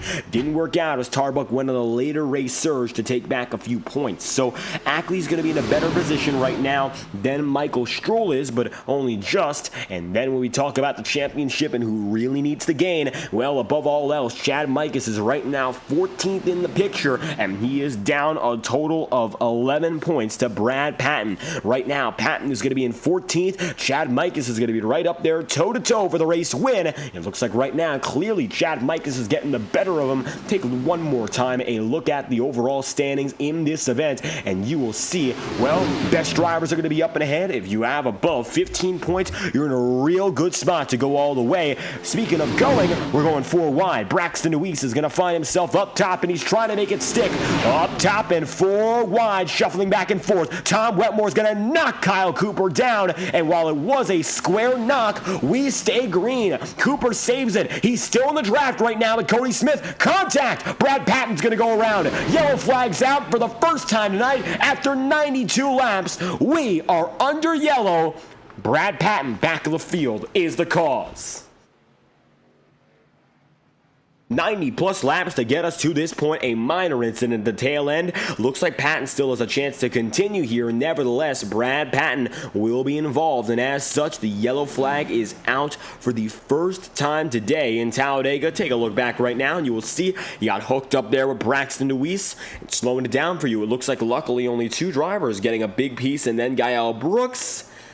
Foot pops 3:71, 07, 13. Those are the drivers afflicted the strongest in that incident, and a heavy hit there for Brad Patton's back end. For Gael Brooks, that's his race.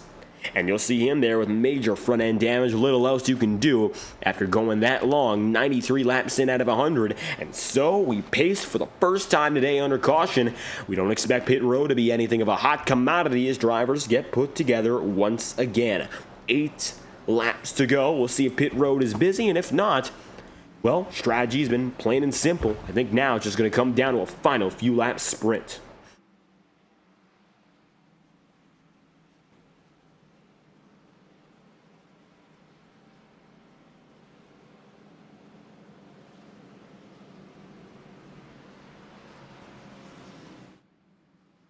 Eight laps remaining. Pit road going to be open once again, and perhaps for the final time.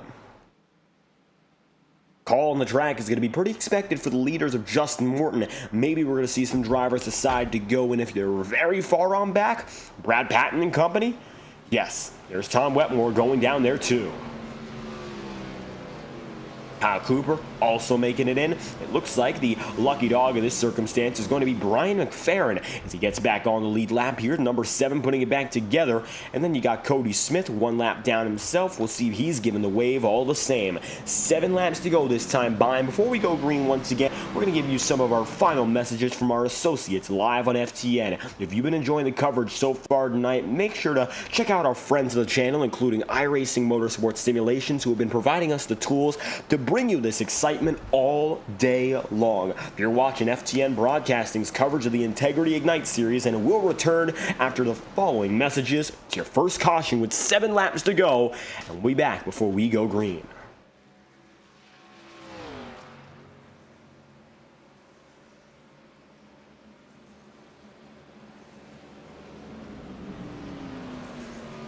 Racing isn't easy, but experiencing it is.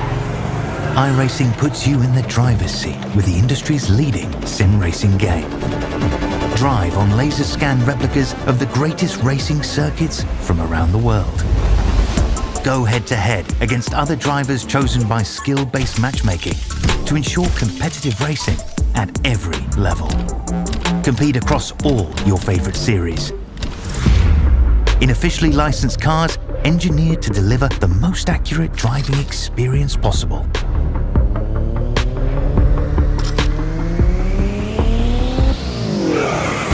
Join a race or host your own with players from across the globe. Race against the computer or in a league with friends. Feel the thrill behind the wheel. Visit iRacing.com.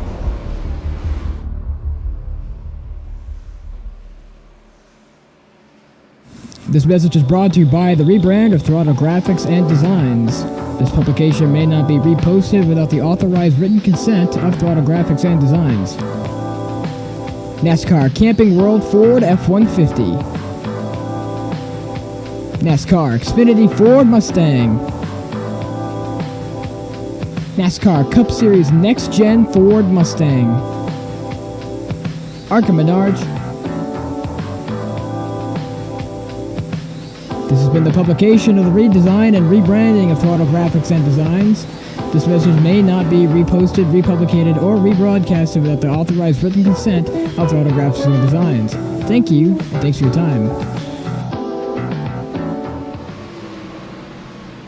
6 laps remaining, 5 when we go green. Welcome back live on FTN to coverage of the formerly all-green Alabama Gang 266. I'm David Kreutz, commentating and producing, and for some new viewers coming in, Dudes of Hazard, thank you for, of course, making your way in. One of the 16 right now watching. To tell you this much, well, we're having a good day on FTN. Multiple broadcasts going on. That might be splitting the attention. Andrew Schulte and the HCBB team are taking on the wild card game. It's going to be the Hiroshima Toyo Kart playing the Yokohama Bay Stars in an all-international matchup. And, of course, back here in the States, we've got Talladega all over again.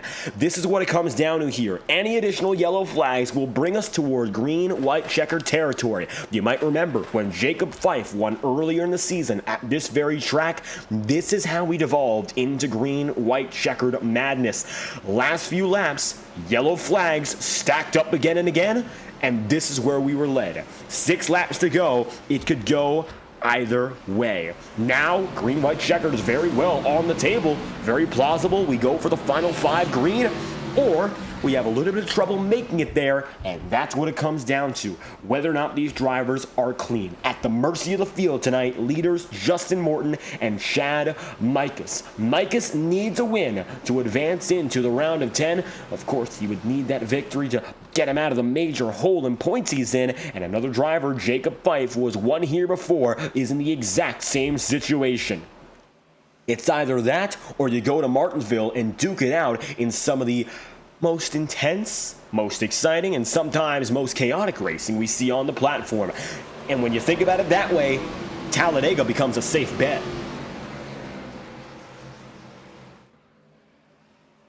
For only the second time today, Barney the Flagman will wave the green all over again. This time for our first restart. 5 laps to go. John Steele is going to be further on back, but it's Justin Morton who leads us through and grabs the gears once again. The number 9 of Morton brings us through turns 1 and 2.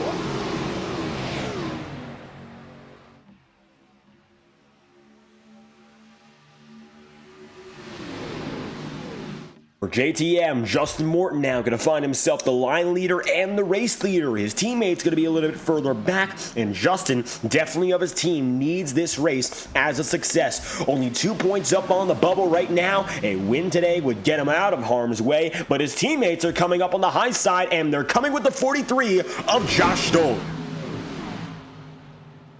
They will not come around to see the green flag again. Yellow's going to fall. It's going to go to overtime. Jacob Fife, Brian McFerrin, Josh Stoltz, all collected. We're under yellow again, and it looks like we will go to green-white checkered racing to finish this race off. Here's an instant replay. Let's figure out what caused it.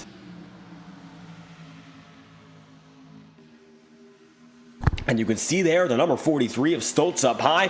Contact with Dunhorse. That will send the 8 into the 43. And then Braxton Louise hooked into Jacob Fife. That collects Don Stevenson, Alan Rowell, and Brian McFerrin again. So it looks like 7 or 8 drivers collected in just one incident. Daniel Foss up high. And then you have, of course, Kyle Cooper looking low. Well, with that being said, destroyed Alan Rawell. There's nothing else he can do. It is over for him. And then you got, well, Michael Stroll getting away. I don't know about Josh Stoltz either. Maybe he can keep on puttering around, but unlikely that he's going to have much success of it. 4 laps to go, and now it is green-white checkered territory. We will extend this race, and it will come down to 2 laps at the very most under green.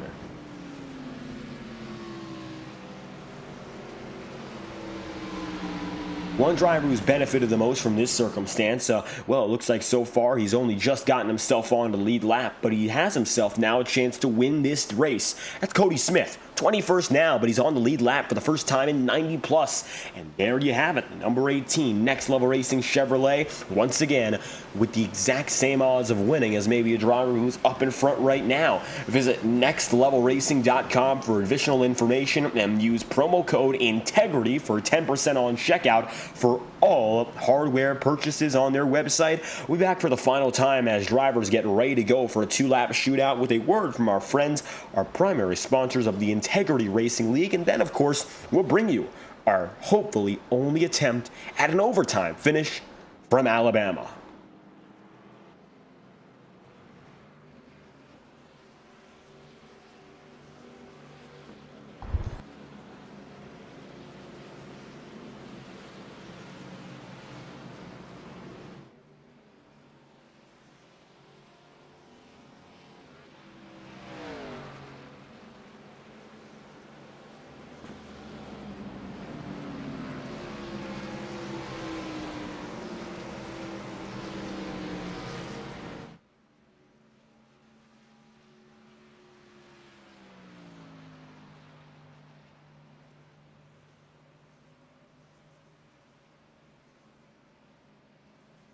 Three laps remaining. Back of the field decided from about 20th on back to go to pit road. So a few drivers going to take some extra repairs, get themselves settled in again. But the leading 15 have stayed out. And so Morton, Mikus, Gordon, Stroll, Ackley, Thomas, Bressi, all of which are going to be notable drivers here who are having a chance to get themselves together with track position as an advantage.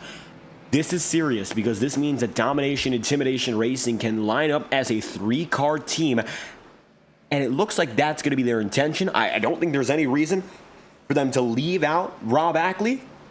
And so you're going to see the shoes rule as a massive reflection of what the game plan is here, while Justin Morton might still be with Blake Gordon and might still have with him someone like Thomas Bressi. Now you're going to see DIR, the 25, the number 3, and the 22, all of which stack up top and maybe try to bring Nick Tarbuck with them if he can position himself in the right place anyway.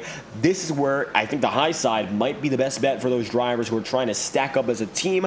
Low side is going to help out those independent drivers who might, yes, have teammates, but at the same time, it's not to the same degree. We'll see whether or not that choice is presented, though, as we're due to come across the line for one more pace lap tonight. This is what it comes down to. 2 laps of green flag racing. If we get a caution before the white flag, the race is over no matter what happens. If the white flag flies, the race will end, but it will end on that lap, and we have to get to the checkered flag. Checkers or wreckers, it doesn't matter who gets there or how they get there. They just need to finish the race under their own power. Hopefully we get to that white flag and the caution does not have to be called, because if it does, well, we'll restack them all over again for a second attempt, which would be our 3rd caution of the day. And then we could only have as many as 4 yellow flags with a 3rd and final attempt. Then the race ends under pacing if, of course, we have any additional incidents. So I think right now, the 1-lap goal is to play it nice. Rob Ackley is going to start on that bottom, so the choice is not going to be presented for drivers, and instead, Justin Morton, Blake Gordon, and Rob Ackley. That's going to be 1, 2, 3 on the bottom. Right up top, you got Chad Mikus, Michael Stroll, and then Thomas Bressi. Now, the question becomes, can Domination Intimidation Racing score on their plan? They told us about it a week ago. This driver, the Big Red 25 for Big Evo Designs, is the priority. Get him up inside the championship mix, and you'll have 3 drivers, 4 drivers really, still fighting for the championship. Can they do it? That still remains to be seen. And between us now and about 5.5 miles time, we'll find out whether or not this team DIR has the stuff. JTM going to have two of their best drivers inside of the top 6. You got then further on back Matthew Thunderhorst involved in that incident. So tonight it looks like two drivers looking to hold the fort to finish the job off for Thomas Bresci, Blake Gordon. They're going to be alongside each other here. Gordon, not many drivers that he can work with, and it looks like now it's a battle between the big teams and those who are lonely, but the high side notably stacked up with two drivers ready to throw it all on the line here in Talladega.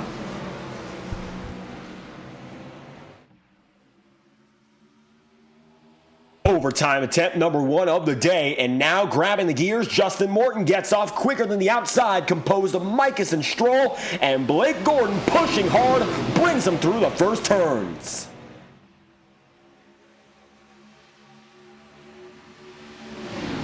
A wonderful start so far, not only for the 19 of Blake Gordon, but additionally for Rob Ackley. He's now going to be toe-to-toe with an outside that's beginning to get more of that momentum. As you can see, it's now Alec Daffin, of course, no longer with us in this field, but shades of that heavy pushing we saw from SNT, as it's going to be Michael Stroll and Chad Mikus alongside each other on the outside, looking to build some speed up. 3 wide, just behind Nick Tarbuck, going to be right there, and Sebastian Miller is in the mix himself. Now, coming to 1 lap to go, we get to the white flag, we get to the stripe, this race will be official, and it will be a 1-lap shootout. That it is. White flags out here in Talladega. Justin Morton going to be leading the way down low. Chad Mikus comfortable up high, and if we take a look up a little bit further, 3 wide all throughout. Multiple grooves now going to be high, middle, low. Vinny Tigner getting himself up in the mix and trying to put that draft together with Adam Wood.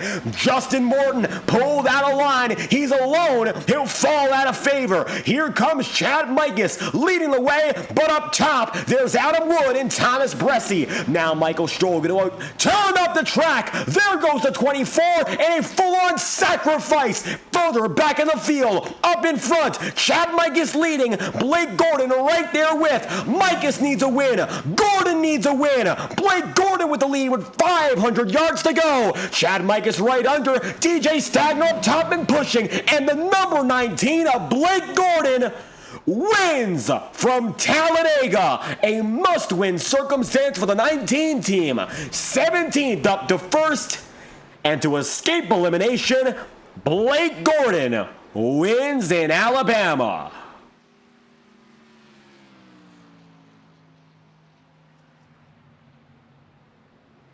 It's Gordon's first win on the year, and he's been waiting 20-some weeks for a chance like that.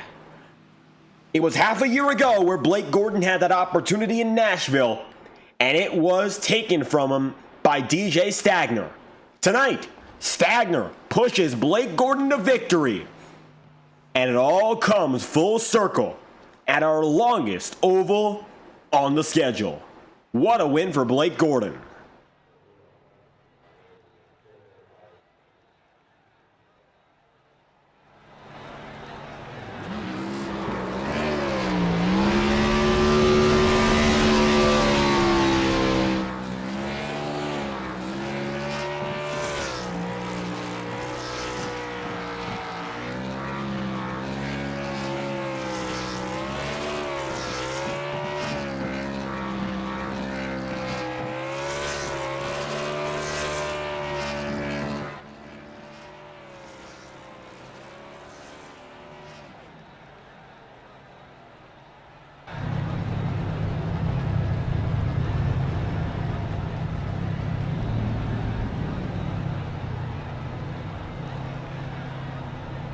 And Gordon finishing up his burnout here in Talladega. 101 laps and a green-white checker settle it all. And the number 19 comes out on top. It'll be Gordon winning today over DJ Stagner in second and Nick Tarbuck then in third. Then you're going to have fourth place, which is Kyle Cooper. Fifth in Sebastian Miller. Sixth place in Rob Ackley. And seventh spot then and there going to Chad Mikus, who was looking for the victory but just couldn't find it at the tail end of the day. Chuck Sweeting's eighth in Cody Smith is 9th with Daniel Foss position number 10.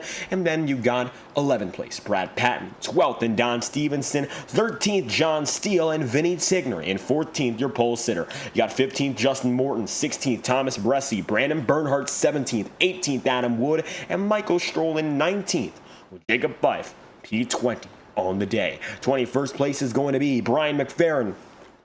Andrew Chavez 22nd with Tom Wetmore P23, Matthew Thunhorse 24th, and Josh Stoltz 25th. Braxton Luis is in 26th with Alan Rawell 27th. It'll be 28th Cal Filarski, Gael Brooks in 29th, and Boomer Logan 20 laps down, 30th and last on the day. What a race it was here from Talladega as drivers get through for the last time, of course. Getting down to pit road, qualifying in the race looked very different, and of all your drivers who finished on the podium today, none of which started higher than the 20th spot, except for your winner, well, Blake Gordon. He started in 17th.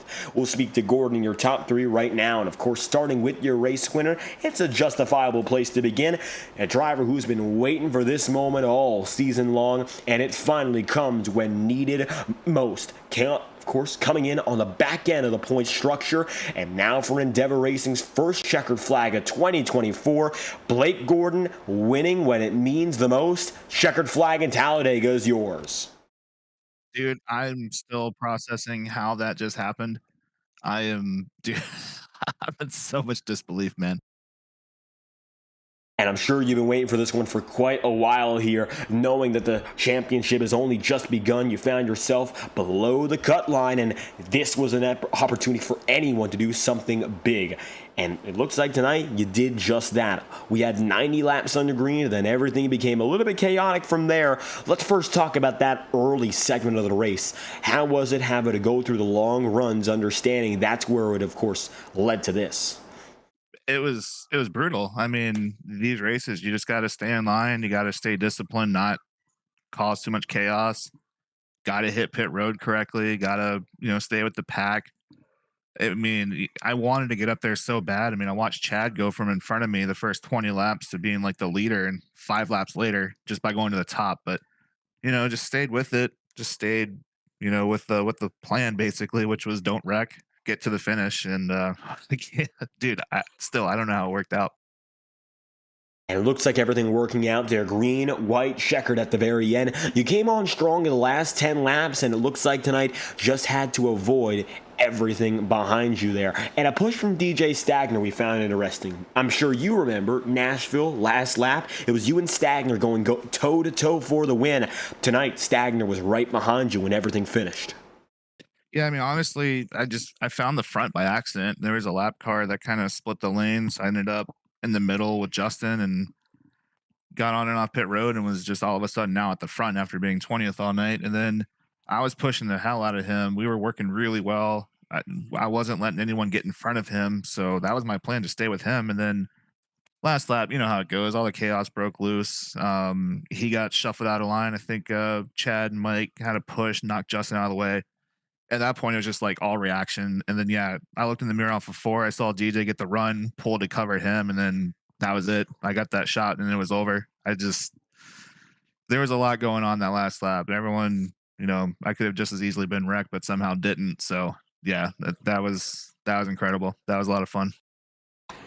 And just like that, we're now moving on to the last race of the round of 15. You're in a much better position now to look at what's next. Martinsville, I'm sure, maybe one of those races nobody's really confident in. Short track racing can go any way. How does it feel now getting this win and taking that pressure off your shoulders? I feel like that's a setup question, because I did win Martinsville last year, late in the year. I love that track. I am glad not have to go there in a must win, because last week was terrible. Did not perform well at all. And tonight, it was just luck. And then, if I had to go to Martinsville and win it, I like my chances, but it's going to be such a relief going there and just being able to have fun, enjoy the track, just have a good time, and then we look forward to the next round. So, yeah, there's a lot of relief going into next week now. And now, a perfect chance to just take it easy for this next week and look forward to the rest of the championship here. Blake Gordon, victory here in Alabama. If you have any final shout-outs or messages you'd like to give, the floor is yours. Yeah, thanks to you as always for doing the broadcast. Thanks to the admins for putting on a good show. Thanks to everyone else in the race tonight because, 90 laps green at Talladega with this field. That's pretty awesome. And then the finish was incredible. So thanks, DJ, for the shot. Sorry it didn't work out for you, Justin. I had a lot of fun pushing you. I was going to push you all the way if I could, but, that's just how it goes sometimes. So anyway, thank you. And yeah, hopefully I'll talk to you again next week. Blake Gordon, checkered flag here from Talladega. Thank you again for your time. See you, man. So for Endeavor Racing, first place Blake Gordon, second today DJ Stagner, a little bit quieter than usual on these super speedway circuits, but always finds a way for a good result. Third place, well, you beat that by just about 10,000ths of a second. Second place, runner up here after 101 laps, DJ. We didn't see you until the very end. Yeah, it's, kind of did my typical plate race thing. I did the first run at the back, just kind of waiting it out, see if there was going to be an early crash, and then throughout fuel mileage for the fuel pit stops, whatever, just kind of gained track position that way and avoided the carnage at the end best I could. And it looks pretty. Second's nice, but it hurts a little bit. Just wanted to win that one, Talladega, my home track, so we'll take it. Good for points, but it's a little disappointing, I have to admit. And very close to coming away with the win at the very end tonight. Now, DJ of the podium, really nobody who got to the end up front started there. You came, of course, off the grid in 24th, so back of the field, and we saw you at the very first stint standing beside the field, almost just staying in the back, waiting for things to happen. Didn't really see many incidents for those first 90-plus laps, as of course that's how it went down, but you decided to be very calm with how you approached the opening portion of the race. And what led to that call? Well, some of these races, you never really know what you're going to get. Some of them just go absolutely wild the first 20 laps and then calm down. Some of them go wild the whole way. Some of them stay pretty calm. And, it was more of a decision of just feeling it out, and kind of got the vibe that it was going to stay pretty calm there. So don't want to be at the back because then you might lose the draft or in the pit cycle. So you move up right before the pit cycle and just kind of blend with the field if it looks like it's going to be a calm race. So that was kind of I think myself and Sebi, we both made the same call. Like, we saw the same thing. It was trending towards calmer. So we wanted to stay, kind of mid-pack, little just in the mix. Didn't want to be hanging out at the back because I think some people lost the draft there, which was unfortunate for them. But, that's just what we saw, and that's what we decided to act on. And everything working out just fine with the execution to get back up inside the top three here. Good points day, of course, but I'm sure you're looking for a little bit more with what's up next to come. Martinsville, short track racing. What do you think your chances are to maybe finish off this round with a win? With a win, we're going to say very low, but not impossible. The goal tonight was to get enough of a cushion to where Martinsville wouldn't be particularly eventful. That's kind of where I'm standing going into Martinsville. Just, clean, stay in the shadows, under the radar, and just finish it off. So that's kind of the hope. I doubt that I'll have the speed there. It's not really my cup of tea, I wouldn't say. But we'll see. I mean, you never know. Sometimes things change. I don't know. Calm finish to the round. That's the goal after a very hectic finish here in Talladega. Second place, DJ Stagner. Any last messages you'd like to give? Shout out Swamp Motorsports. Sebi tonight was great. Carl, Ryan, everybody. Swamp Twitter.